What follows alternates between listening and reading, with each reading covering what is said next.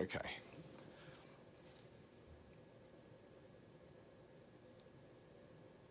No, you good. All right, thanks. Bingo. All right, I got cool stuff to talk about. Thank you, guys. I just want to tell you, I'm in my office today. I do a little quick scan so you can see my office. I have some cool stuff in here. Let me turn around. There's some old goody oldie pictures here from way back, and a few little plaques on the wall. And it was our first Pro Stock Harley we did way back in the 90s with Cosman. And some stuff in this trophy case, some cool pictures. There's one that was my first race car. That one. And some more stuff in my office. But anyway, I'm gonna set this down now where we can talk. That's a little tour of the office.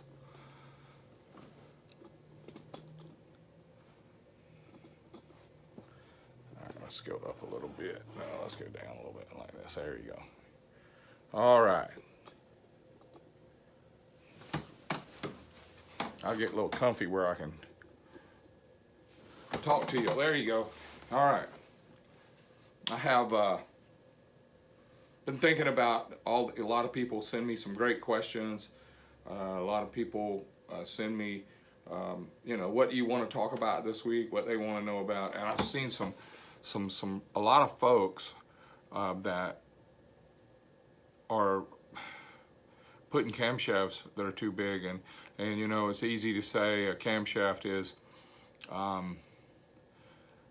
too big. They're thinking lift, but that's not what I'm talking about. I'm talking about the duration. The lift is cool. All of our 2-valve engines really like lift. All the lift we can get, but please don't sacrifice good power and good performance of your engine just to get some lift in it.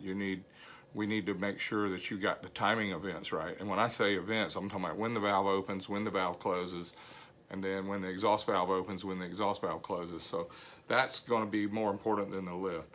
The biggest cam in the world and the littlest cam in the world are only about 150 thou.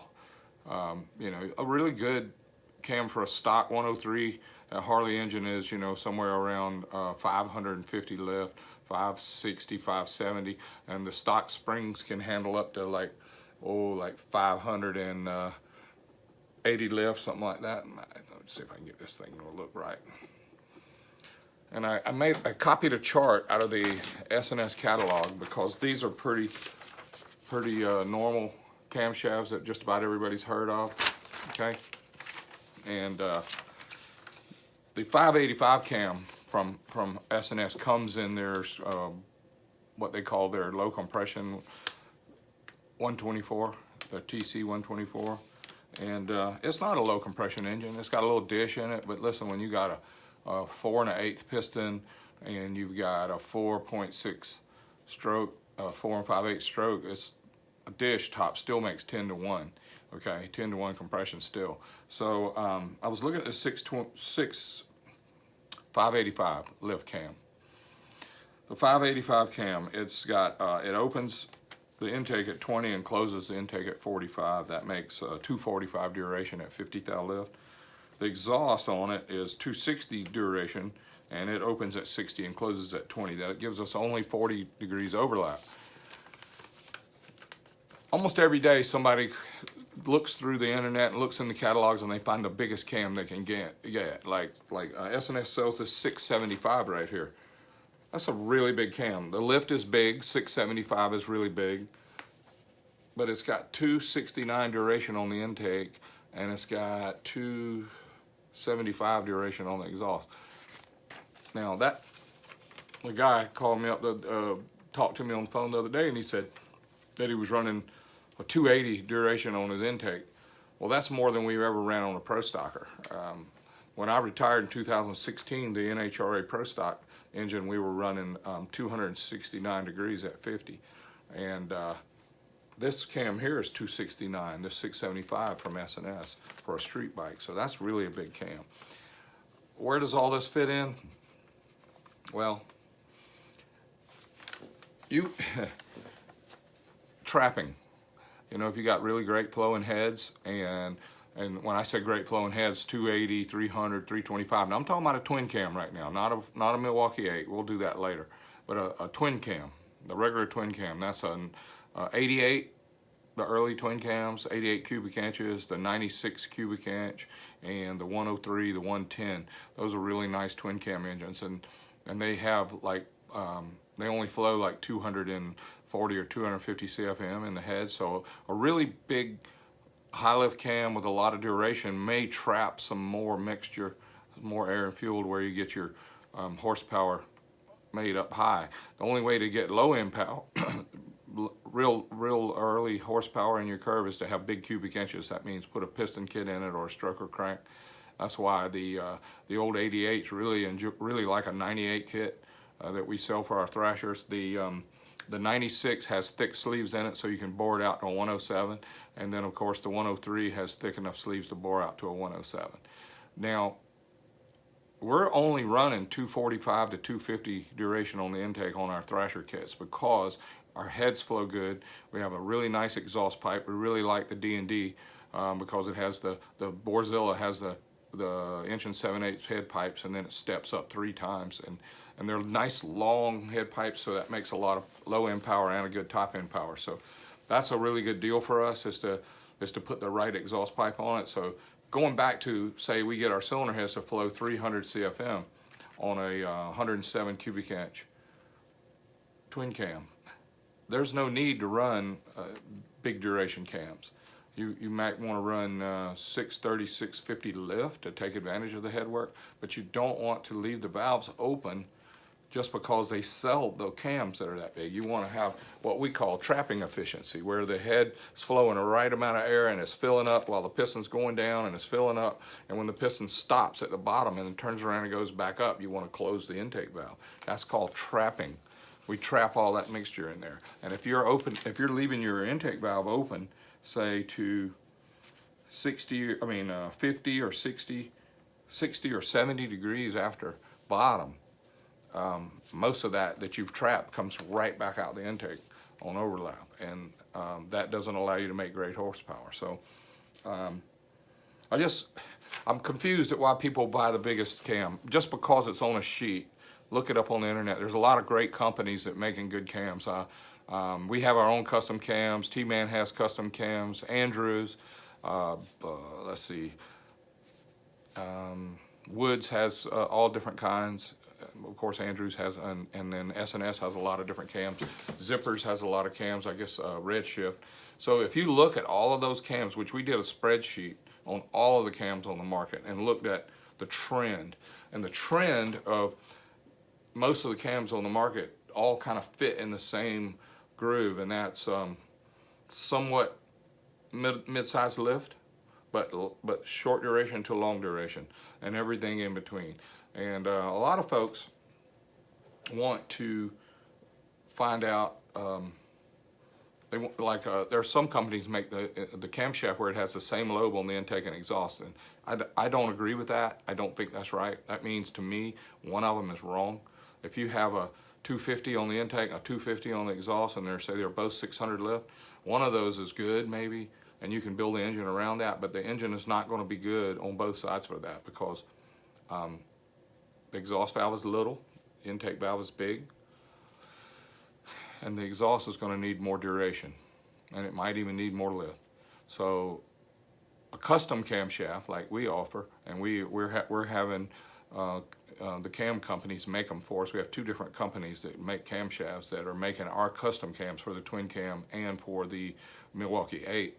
And we run less duration on the intake, more duration on the exhaust, and we run a lot of lift on the exhaust, because if you do a good job with the cylinder heads, you can get the airflow in, but sometimes it's really hard to get out. I'm going to use this as an example. This is, you know, back before the 3D models, now everybody has really cool software where they can do 3D models. This is a port mold of a Chrysler Hemi, the old 426 Hemi. Here's the intake port. We chopped it off, and here's the exhaust port. But if you look at this, you can see this intake port was really big, and the exhaust port is not. remember this is a 426 Chrysler Hemi. Everybody knows about a Hemi head. Well, there it is. I just happened to have that here. I thought it was interesting to look at. That's what the old Chrysler Hemi head looks like. And here is a B2. This is a mold, a rubber mold. Where is the camera? I'm having a hard time finding it. There it is up there. All right, we did a mold. This is a rubber mold. We mixed the molding compound and we pour it in the port with the valve in the hole.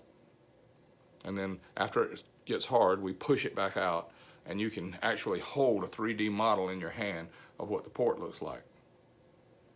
That's a highly developed B2 S&S port, okay, with a 2.3 intake valve in it. This makes a lot of power. We made 200 horsepower on a twin cam with this port, okay? Now, here is an NHRA Pro Stock S&S 160 port. 2.8, 5 square inches cross section. But you can see how big this is compared to a B2. Struggling with the camera. It's backwards, y'all. I'm only 65 years old and I haven't had much experience with a camera that shows you backwards. Just to add to the mix, there's a new 4-valve head for the Suzuki's out that Monster Products makes, and there's an intake port, and here's an exhaust port. This is really small, like top gas use, where it would maybe go into 8s in the quarter, but this can be like developed huge to flow a lot of air. And why do you want a model like that, a rubber mold? I'm going to show you one put together. See if I can get this lined up right. There we go. Here's a Pro Stock, NHRA Pro Stock S&S port. And we cut it in sections. And the reason we did that is so we could measure this cross section. This is before we had 3D software where we could do that. We would actually measure the cross section. And then when you get a little further down, you can see the shape.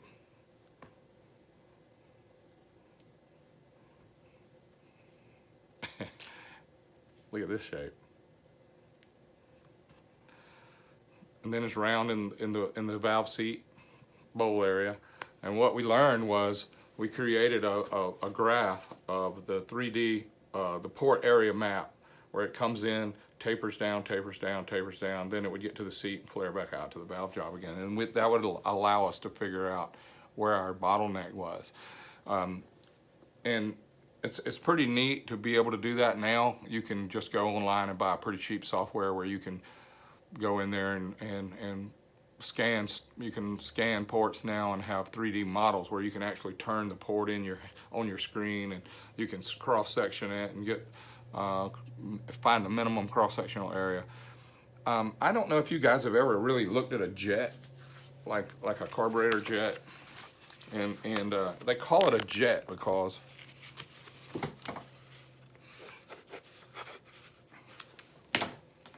I'll use a pen that works.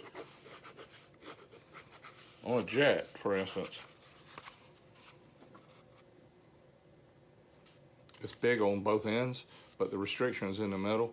Well, our ports have a jet. There's the late great Johnny Myers on my pad. It's a pretty cool old notepad. Check that out, y'all. I just found that in my office a minute ago. So what this means, what's important about this right here. This is the what dictates the flow. Not this end, not this end, but this part right here, the jet, the center of the center is the restriction.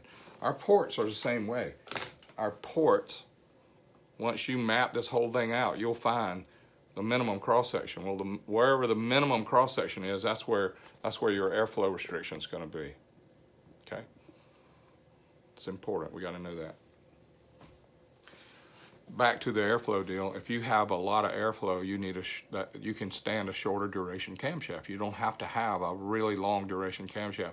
If you race in a class that has port or flow limited cylinder heads, or they got some kind of rule where you got to run stock heads, a lot of times folks will run a more aggressive camshaft because the only way they can get air in the engine in the same amount of time is with a lot of lift and a lot of duration, because your head's only going to flow so much. Now, as soon as we get our cylinder heads flowing really great, then we start shortening up the duration of the cam. And that's a story for another day to talk about how that works. Having the cams on the market, I'm jumping around a little bit, but the cams on the market have medium lift, 550 to 650. If you did a spreadsheet of all the cams on the market, there are some that have less than 550 lift for a twin cam, and there's some that have more than 650 lift. But most of the cams on the market are in that little small window. And if you know do you know how much the difference between 550 and 650 is? That's 100 thousandths. 550 lift and 650 lift. It's so little. So the lift is important, but it's not near as important as the duration. You want a lot of lift. You want the valve to jump out there, a lot of lift to open up the port and let the airflow into the engine, but you want it to open at the right time and close at the right time. That's what's important. Now, I'm going to talk about pistons for a minute, okay? Here is our 4.5 bore Milwaukee 8 piston. It's custom in every way. We order it, let's see if I can point at this right. We order it with our ring sizes. We have an accumulator groove between the rings. We have our own second ring size, and then we have our own oil ring size. We get the company to make them with a coating for us, and then we get ours gas ported, because we believe those gas ports here are very important, and they are drilled to the back of the ringland, so that when this piston is on the power stroke, there's a lot of pressure on top of this piston, and the pressure goes down through these holes, and it will blow the rings out against the cylinder wall. And when the pressure is released, like when after the exhaust stroke and all the exhaust is, the piston's going back up on the exhaust stroke, and then it turns around and goes back down on the intake stroke, there's no pressure in here, and the rings can release their pressure to the cylinder walls, and they can actually get instead of putting all the pressure on all the time. People think that the rumor is that gas ports wear out rings faster. They do not wear out rings faster. You can put rings in there that'll last a really, really long time, and the gas ports blow out the rings only when they need to be blown out, and they don't press against them when they don't need to be pressed against. It just only works when it needs to. And I'm going to say that Top Fuel cars and NASCAR Cup cars and Pro Stock cars and our Star Racing engines almost always run gas ports. We don't see any downside to it.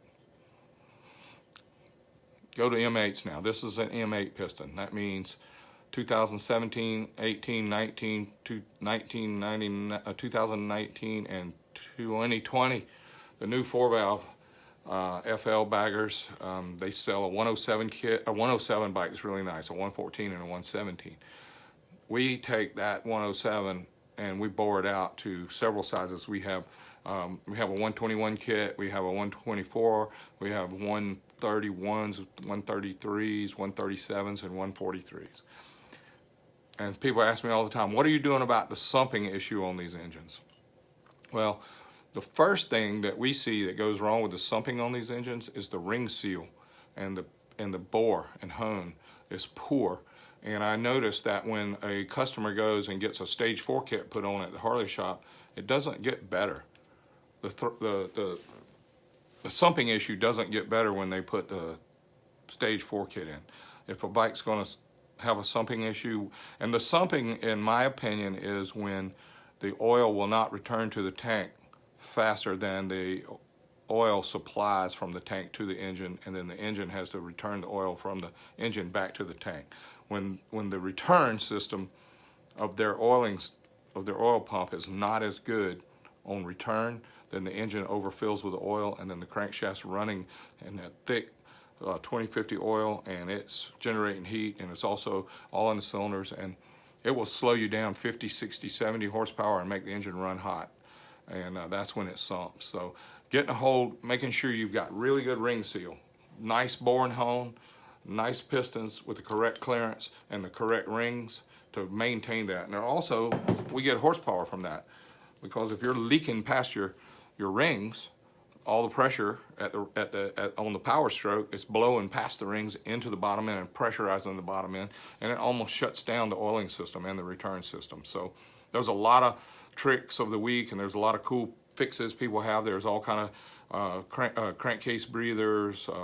There's all kind of little trick valves. There's baffles and holes you drill and weld, and different oil pumps, blue ones and red ones, and seals on the back and no seals. And if some of that stuff kind of band-aids the issue by over fixing the scavenge more than it needs to be. But some of those big pumps are really hard to turn. They take a little horsepower to turn them. But at the end of the day, we don't care. We want the sumping to stop. So the first thing we would do was address the ring seal and the bore and the piston to cylinder fit. That's the first thing we work on. The compression on the street. People ask me, what's the cold cranking compression? Well, that's a number you read about, and you can buy a cheap compression gauge, screw it in a spark plug hole, spin the starter, and the compression gauge will show you. Well, cam timing is a really, really complex part of our engine design. When you are spinning it over at cranking speed, it has a cranking compression. Well, I don't know how relevant that is to when it's turning 6,000 or 5,000 or 4,000 RPM, but it shows you that that particular camshaft has short enough duration to make the cranking compression go higher. If you put a long duration camshaft in it, your cranking compression will be lower. If you get a really high flowing cylinder head and you get a short duration camshaft, you can make 300 pounds cranking compression. On our Pro Stock NHRA engines, we had 400 pounds cranking compression. Once we found out that it was that much, we didn't worry about it anymore. That's just crazy. What you really want is you want that cylinder pressure to happen at operating RPM, wherever that is. If you want to operate good at 3,000, you need it to make good cylinder pressure there. If you want it to operate at 4,000, you need to have good cylinder pressure there. That's all a balance of airflow, cam timing, and the compression ratio of the piston. This is a 10 cc dome. This piston it's a very small dome, but it displaces a positive 10 cc's. The reason is because these valve pockets are deep, and this dome negates the depth of the pockets as far as cc. So this is called a plus 10 cc dome. We have them with more and we have them with less. So if you have a flat top piston, it is not zero because it has valve pockets. And the reason the valve pockets on a flat top will be less than zero. There will be less. It will be less than like it might be negative 5 cc's of dome volume because of the pockets on a flat top. And speaking of that, these valve pockets. Why do we have valve pockets? It's not for high lift cams. Listen, when this piston goes down in the bore and the intake valve opens, full lift happens after the piston's gone. So people say, I got to fly cut my pistons, got to make my valve pockets deeper because I'm adding a bigger lift cam. That's not why. It's when your piston's near the top and you have so much duration that your valve is opening too soon and it clanks into the piston before the piston gets out of the way. Clank, pulls piston down. So it's important. This sheet right here at S&S published, it has TDC lift. Lift at TDC. Like that 640 cam I was talking about. It's got 228, the intake valve's open at 228.228 lift at TDC. The exhaust is open 0.214 at TDC. So when this piston's sitting still at the top, and you run the engine over to TDC on overlap, that means the intake and exhaust valves are both open, and you have to have these pockets here to let them be open.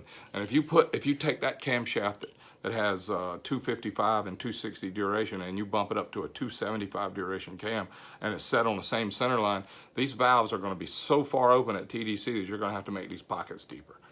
And I'm not a fan of that. We run high lift cam, short duration with small TDC lift. So we don't have to have deep pockets. And we have the valve open when it needs to be open, when the piston's going fast down. We want the valve to open then, not before the piston moves. That lets you get rid of all these deep pockets. Now, I've used up my 30 minutes already. I see that looking at the clock. I didn't get to cover half of what I wanted to talk about. I can tell you again, please send me notes. Please send me notes. Send me suggestions. I see a lot of guys popping up on the screen wanting to know if we can do this and if we can do that. I'm going to say that if you have a touring bike and you want to ride it all over the country and go cross country, and you want to ride it at Sturgis and back, Daytona and back, and you want to sit in traffic, I would say that you are limited yourself to 150 horsepower and lower. The reason is because gasoline. We have to stop between here and California and fill up every 150, 200 miles. And guess what? You have to buy crappy gasoline. Excuse my crappiness, but that's 91 octane all over the country. Maybe you can't even get 91 octane, or you're going to spark knock and ping and detonate. So if you need 180, 190, 200 horse like we run, you're going to have to put a little bit of racing gas in it. When I say racing gas, I'm not talking about something to make it run hot. I'm talking about 1 gallon of 110 octane leaded fuel. Dump it in a tank and put 3 or 4 gallons of 93 right on top of it, and now you've got some good gasoline where you can run 160, 170 horsepower. But you got to have that. Can't travel with over 150 horsepower. I mean, people say they can, and there are people doing it, but that's not exactly the right thing. Hey, there's exceptions to all the rules. If you got to have 160 and drive all over the country, we're going to have to turn your timing down, and we're going to have to fatten it up, and we're going to have to get around detonation. And Steve just wrote me, yeah, how about a little bottle of octane boost? Yes, Steve, that works. Trying to find the right stuff, trying to find the right mix.